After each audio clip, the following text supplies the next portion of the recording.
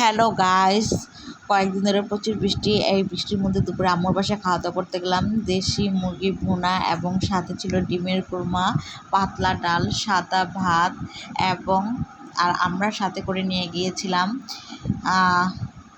সারা মিষ্টি এবং কোক। তারপর আম্মু আরও রান্না করেছি গরম গরম পোলাও এবং ছিল সালাদ। তারপর এগুলো এত মুখরোচক খাবার দেখে আবার চলে আসলাম ভাইয়ের রুমে। এসে দেখি ভাতিজি খেলনা দিয়ে খেলাধুলা করছে। তারপর আবার একটু একটু করে আমি তোমাদেরকে রুম ট্যুর করছি, যেহেতু টেবিলে খাবার বাড়ছে। আর এই বৃষ্টির দিনে এই মুখরোচক খাবার কার না ভালো লাগে। তারপর এই তো, এটাকে ড্রয়িং রুম বলবো না কি বলবো জানি না। এটা হলো বোনের হাজব্যান্ড আর আমার মেয়ে বসে কথা বলছে। আর আমরা সব বোনেরা এসে সবসময় এই রুমটাতেই বসি, এখানে আড্ডা দেই। আর বেশিরভাগ খাওয়া দাওয়া এখানেই করি, ডাইনিং টেবিল থাকতেও। তারপর বারান্দা আসলাম, বারান্দার পরিবেশটাও তোমাকে দেখালাম। বাইরে এই দেখো, সারাদিন প্রচুর বৃষ্টি হয়েছে, পুরা সিমসাম একটা শান্ত পরিবেশ। আর একটু পরে সন্ধ্যা নামিয়ে আসবে। আর সন্ধ্যায় আমাদের জন্য আম্মু নুডলস রান্না করেছে। নুডলসটা খুবই মজাদার ইয়ামি ছিল। আর আমার বোন সেই নুডলসটা সবাইকে বেড়ে বেড়ে দিচ্ছে।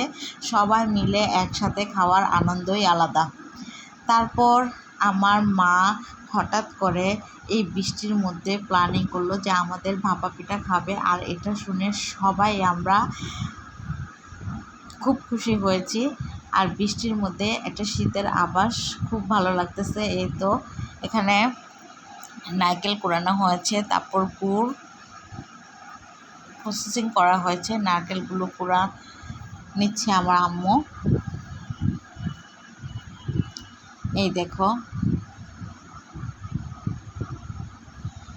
এই দেখো নারকেল কোরানো শেষ। তারপর এখানে চাল ভাঙানো হয়েছে। এই বৃষ্টির মধ্যেও আম্মু আব্বুকে দিয়ে চাল ভাঙিয়ে নিয়ে আসছে। তারপর আমার বোন এখানে চালগুলো আম্মু প্রসেসিং করে দিয়েছে, চালগুলো এখানে চাল দিয়ে ঢেলে নিচ্ছে।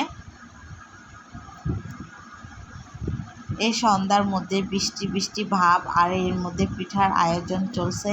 মনে হচ্ছে যেন শীতকাল এসে পড়েছে। খুবই ভালো লাগতেছিল, আমরা সবাই মিলে অনেক আনন্দ করলাম।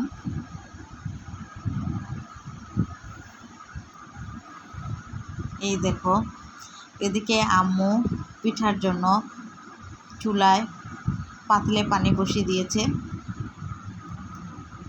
আর এখানে আমার বোন গুঁড়িগুলো প্রসেসিং করতেছে।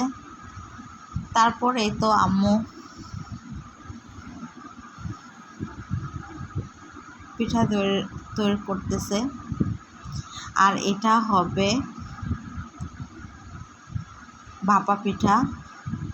আর গরম গরম ধোঁয়া উঠানো এই ঠান্ডার মধ্যে ভাপা পিঠা খাওয়ার মজাই আলাদা। আর আমরা সবাই বলেছি যে আমরা বাটি ভাপা পিঠা খাবো। আম্মু আমাদেরকে অপশন দিয়েছিল যে তোমরা কি বড় পাতিলা ভাপা খাবে না বাটি ভাপা। আমরা বলেছি যে আমরা অবশ্যই বাটি ভাপা খাবো। তাই আম্মু আমাদের সবার জন্যই বাটি ভাপা পিঠা বানাচ্ছিল।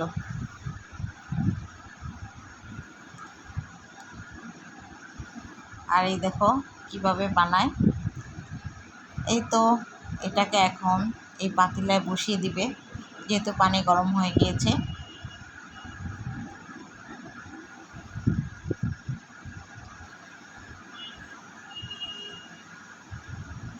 এখন এটাকে বসিয়ে ঢাকনা দিয়ে ঢেকে দেবে রান্না হওয়ার জন্য। তারপর আম্মু আবার আরেকটা বানানোর প্রসেসিং চলতেছে, যেন ওটা হয়ে গেলে আবার আরেকটা বসিয়ে দিতে পারে।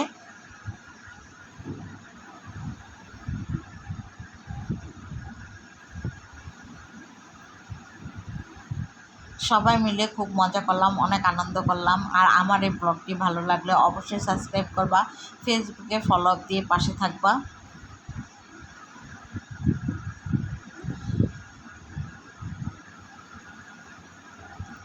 এই দেখো, এই পিঠাটা হয়ে গিয়েছে, আম্মু এটা দেখতেছে।